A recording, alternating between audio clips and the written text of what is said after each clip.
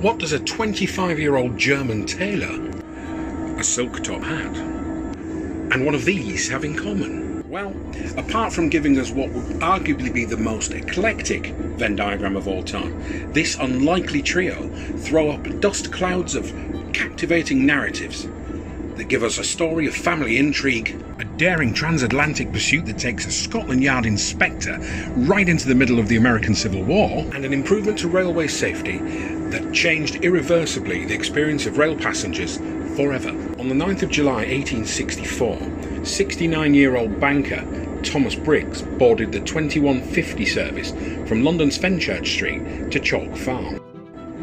The advent of the railways had given people the opportunity to move their families out of the polluted capital and into areas where they could have a much better quality of life.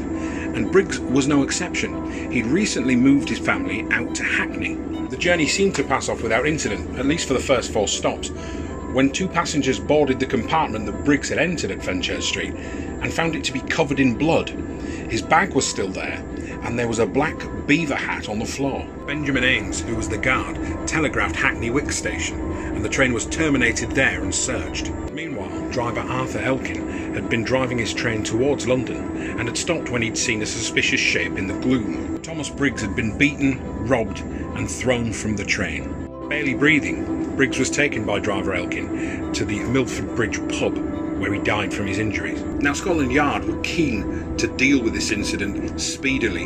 Inspector Richard Tanner, a 31-year-old inspector who had a reputation of brilliance and was a rising star, was called in to investigate the case. To move quickly, which wasn't hindered by the fact that a £300 reward was offered for information leading to a conviction. Stepped forward a man with the unenviable name of John Death.